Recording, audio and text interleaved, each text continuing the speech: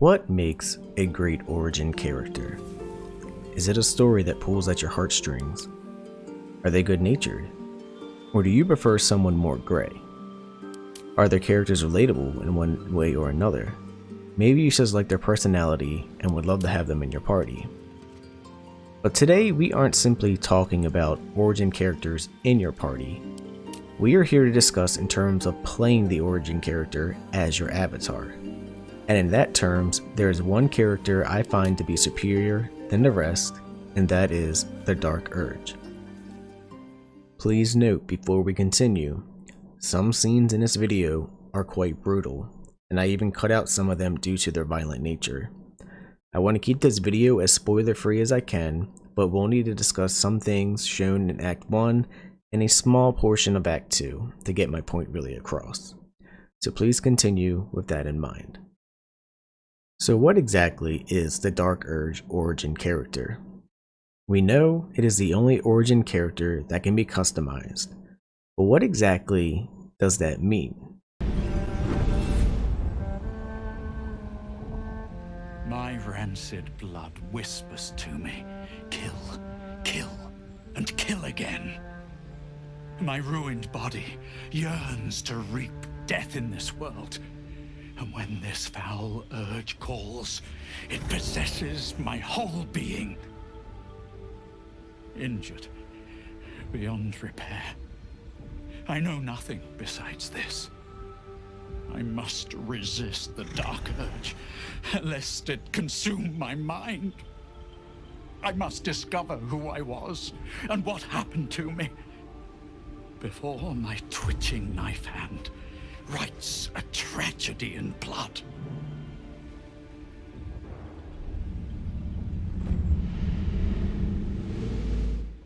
The entire concept of this origin character is one about fighting evil against good, I guess you could say. You can choose to fight against your past and your nature and fend off the murderous urges, or you can choose to embrace the yearning for bloodshed.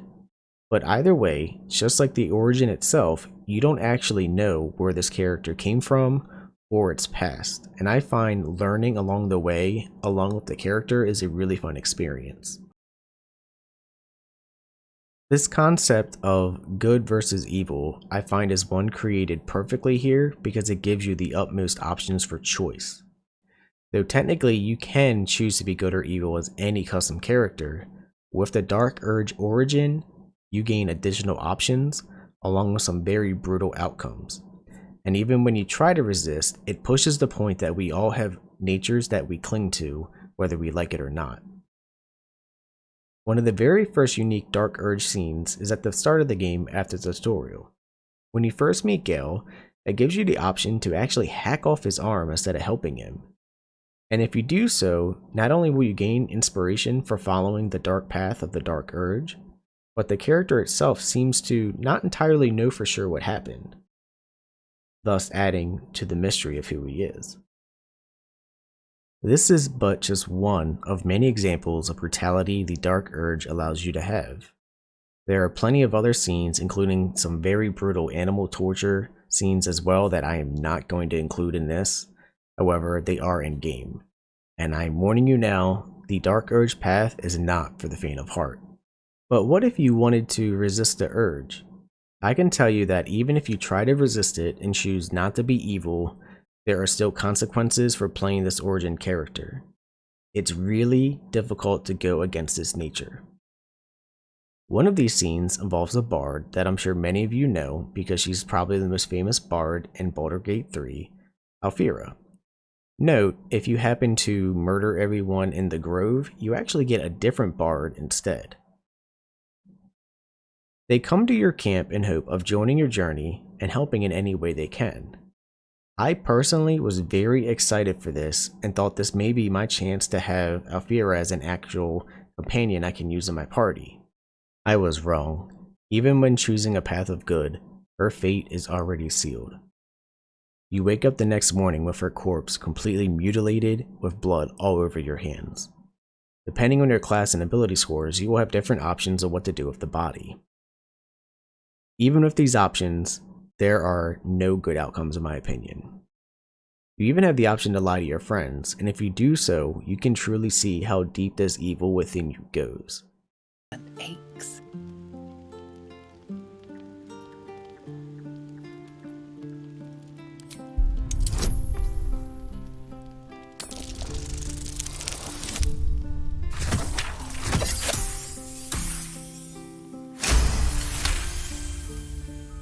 There are dozens and dozens of wounds on the corpse.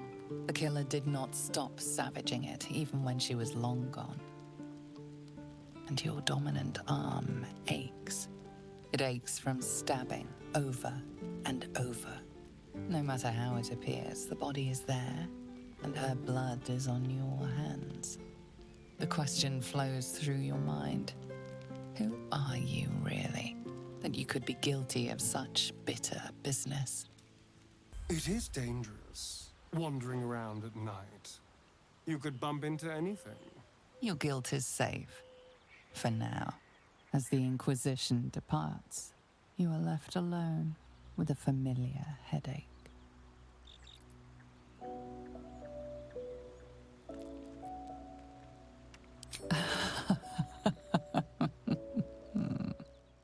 You are rewarded, however. A mysterious butler will shortly come to you and present himself as a caregiver for who you once were. He gives you this amazing cloak that allows you to go invisible for 2 turns after killing an enemy. This reward is very strong, and it's one that entices the character to continue down this path of carnage. Even when evil though, there are still scenes that show how far gone you can really make your character. If you side with Minthara and destroy the Druid's Grove, you most likely know you will have a scene where she wishes to embrace you as a celebration at your camp. Technically, this can happen with any Avatar character, however with the Dark Urge, you can choose to snap her neck after embracing her. This shows how far the Dark Urge truly goes at having no loyalty other than to himself. As your bodies lock together, so do your minds. Her whole being is laid bare before you. And half hidden at the center of her desire, you discover something unexpected. Fear.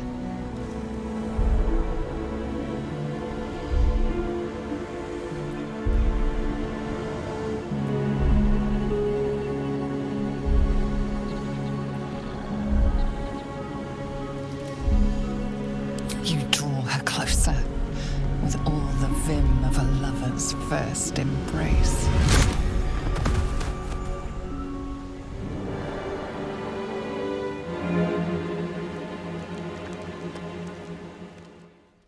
So why should you play this character then? Well, I find the concept of trying to do good despite a nature of evil is really fun to RP, especially if you're a paladin. You know, those who want to go down the path of righteousness and then eventually break their oath. This is a great chance for you to RP that. That being said, I think the concept or saying the path to hell is paved with good intentions truly fits the Dark Urge if you're trying to go down that path. You can try to do good, but even so, darkness will always find its mark. But the cape and extra scenes are not the only benefits to this character. Warning, this next scene is going to show a part of early Act 2, so do keep that in mind. Your butler joins you again, asking you to kill this cleric, Isabel. And if you have made it to Act 2, you know she has a ward that protects Last Lights Inn, the headquarters of the Harpers. I won't spoil what happens if you do kill her, but let's just say once you do that, there is no going back, and the Dark Urge's true form is finally revealed. I could go into more details about this origin, its story, and its actual meaning throughout the entire story. However, this was more so an introduction video on why I think the Dark Urge origin character is probably the most fun origin character to play.